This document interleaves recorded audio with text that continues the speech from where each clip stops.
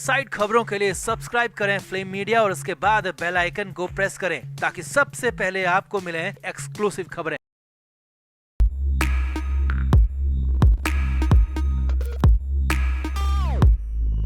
तो आक्रमण ही बचाव का सबसे अच्छा तरीका होता है और अब समर सिंह युद्ध की इसी नीति को खुद को बचाने के लिए अपना रहा है ताकि वो आकांक्षा के केस में खुद को पाक साफ साबित कर सके। मगर समर सिंह को शायद पता नहीं है कि सच एक ऐसी चीज है जिसे लाख छिपाओ मगर सामने आ ही जाता है। और क्राइम ब्रांच के सामने समर सिंह भी बुरी तरह टूट चुका है और पूछताछ में काफी कुछ उगल भी रहा है। मगर हैरानी की बात यह है कि समर सिंह पूरे केस में खुद को निर्दोष बता रहा है और दो नए नामों को लेकर नई थ्योरी भी गढ़ रहा है। पुलिस की पूछताछ में समर सिंह ने आकांक्षा की मौत वाले दिन से पहले वाले दिन यानी 25 मार्च को लेकर बड़ा खुलासा किया है और बताया है कि आकांक्षा की मौत के जिम्मेदार दो लड़के हैं जो कि मुंबई और वाराणसी में रहते हैं। अब ये दो लड़के कौन है और समर सिंह की इस थ्योरी के पीछे का सच क्या है, सब आपको बताते हैं। आप भी वीडियो को शेयर करें और कमेंट करके बताएं कि आखिर आकांक्षा दुबे को बदनाम करके समर सिंह क्या हासिल करना चाहता है, कमेंट जरूर करें। तो समर सिंह की गिरफ्तारी को लेकर जो भी वीडियो और फोटो सामने आए हैं वो काफी डराने वाले हैं, काफी घिन्नता फैलाने वाले हैं। लंबी दाढ़ी, ब्लू हुडी और मुंह पर मास्क लगाकर समर सिंह एकदम क्रिमिनल जैसा लग रहा है। 26 तारीख से पुलिस को छका रहे समर सिंह को वाराणसी की क्राइम ब्रांच ने गाजियाबाद से अरेस्ट किया है और समर सिंह से लगातार पूछताछ जारी है। पहले तो समर सिंह पूछताछ में बहुत ड्रामा कर रहा था, खुद की पहुँच की धमकियाँ दे रहा था, मगर पुलिस के बड़े बड़े ऑफिसर्स की सख्ती के आगे समर सिंह की एक नहीं चली और समर सिंह को मुंह खोलना ही पड़ा। मगर यहाँ पर समर सिंह बड़ा खेल करता नजर आ रहा है और अपने मुंह से कई खुलासे करते हुए आकांक्षा दुबे पर ही कीचड़ उछाल रहा है।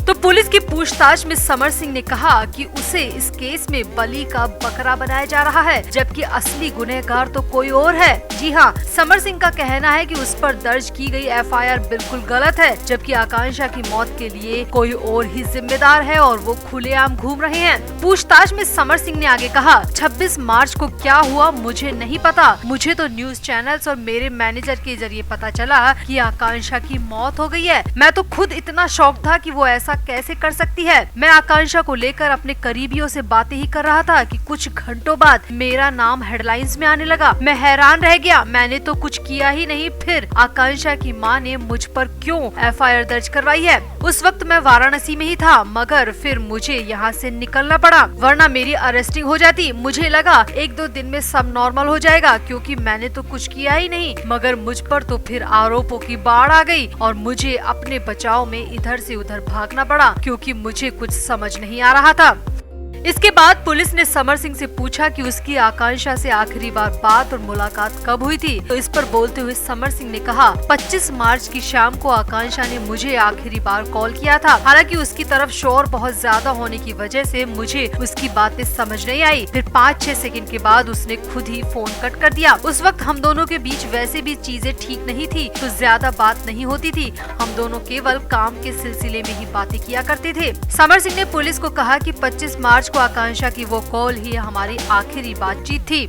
समर सिंह ने आगे कहा, लोग मेरे और उसके करीब होने की बातें कह रहे हैं लेकिन सच तो ये है कि मुझसे ज्यादा आकांक्षा 2 लड़कों के साथ करीब थी। हम दोनों कैमरे के सामने अच्छे लगते थे लेकिन रियल लाइफ में ऐसा कुछ भी नहीं था। समर सिंह ने पुलिस को दिए अपने बयान में कहा कि आकांक्षा बनारस और मुंबई के रहने वाले 2 लड़कों के संपर्क में थी और दिन भर उन दोनों से बातें किया करती थी। आकांक्षा उन दोनों ही लड़कों के काफी करीब थी, तीनों की रात भर घंटों घंटों बातें होती थी। समर सिंह ने कहा, सच कहूँ तो आकांक्षा एक साथ 2 लड़कों के साथ अफेयर में थी और उन दोनों लड़कों को भी पता था इस बारे में। तीनों एक साथ कई बार डेट पर गए थे, होटल में एक ही कमरा बुक किया करते थे। समर सिंह ने आगे कहा, अगर पुलिस आकांक्षा के फोन खंगाले और कॉल डिटेल निकलवाए तो काफी कुछ पता लग जाएगा और ये भी पता लग जाएगा कि वो दोनों लड़के कौन है और आकांक्षा उन दोनों से कितनी देर तक बातें किया करती थी। समर सिंह ने अपने बयान में साफ साफ कहा कि आकांक्षा की मौत से मेरा लेना देना नहीं है, लेकिन अगर पुलिस जांच करे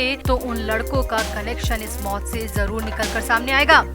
समर सिंह ने कहा कि वो दोनों लड़के ही आकांक्षा की मौत के जिम्मेदार है। पुलिस को उन दोनों को पकड़कर पूछताछ करनी चाहिए। समर सिंह ने आगे कहा, मेरा और आकांक्षा का रिलेशन बहुत कम वक्त तक रहा था। बहुत थोड़े दिनों के लिए हम साथ थे। मुझे आकांक्षा की यही बात पसंद नहीं थी कि वो मेरे साथ रिश्ते में होते हुए भी उन लड़कों से घंटों बातें किया करती थी। इसी बात को लेकर हम दोनों के बीच ब्रेकअप काफी पहले हो गया था। बस किसी प्रोजेक्ट पर हम साथ काम करते थे और कभी कभी हमारी फोन पर बातचीत हो जाती थी और इससे ज्यादा कुछ भी नहीं। समर सिंह ने कहा कि मेरे ऊपर आरोप लगा है कि मैं आकांक्षा को गुलाम की तरह रखता था, टॉर्चर करता था, उसे किसी और के साथ काम नहीं करने देता था। मगर ये सब आरोप बिल्कुल गलत है। मैंने कभी आकांक्षा को नहीं रोका। इवन उसका आखिरी गाना भी किसी और अभिनेता के साथ था। मुझे भला इससे क्या प्रॉब्लम हो सकती है? वो अपनी लाइफ में थी, मैं अपनी लाइफ में, इससे ज्यादा कुछ नहीं था। समर सिंह ने कहा कि मारपीट वाली बात बिल्कुल गलत है, क्योंकि आकांक्षा इतनी बड़ी एक्ट्रेस थी कि मारपीट खाकर क्या वो चुप रहती? क्या वो कभी पुलिस के पास नहीं जाती? क्या कभी मेरे खिलाफ मीडिया में कुछ नहीं बोलती? मगर उसने तो कभी ऐसा नहीं कहा। ये सब आरोप बेबुनियाद हैं।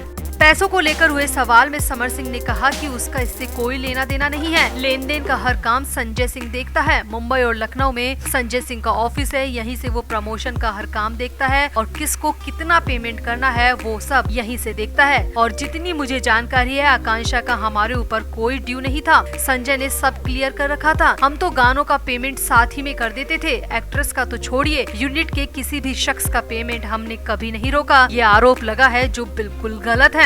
यहाँ आपको बता दें कि आकांक्षा दुबे बीते 26 मार्च को वाराणसी के एक होटल में मृत पाई गई थी। इसे लेकर एक्ट्रेस की मां मधु दुबे ने समर सिंह पर कई गंभीर आरोप लगाए थे। मधु दुबे का आरोप है कि आकांक्षा को समर सिंह और उसके भाई ने टॉर्चर करते हुए जान से मारने की धमकी दी थी। समर सिंह ने उसकी बेटी से पैसे लिए थे जो लंबे समय से नहीं लौटाए और इस बात पर दोनों के बीच विवाद था और इसीलिए समर सिंह ने आकांक्षा को मार दिया। मगर यहाँ पूछताछ में समर सिंह कुछ और ही कहानी बयां कर रहा है। तो कुल मिलाकर समर सिंह खुद को निर्दोष बता रहा है। जैसा कि हर आरोपी खुद को निर्दोष बताता है, वैसे ही समर सिंह भी खुद को निर्दोष बता रहा है।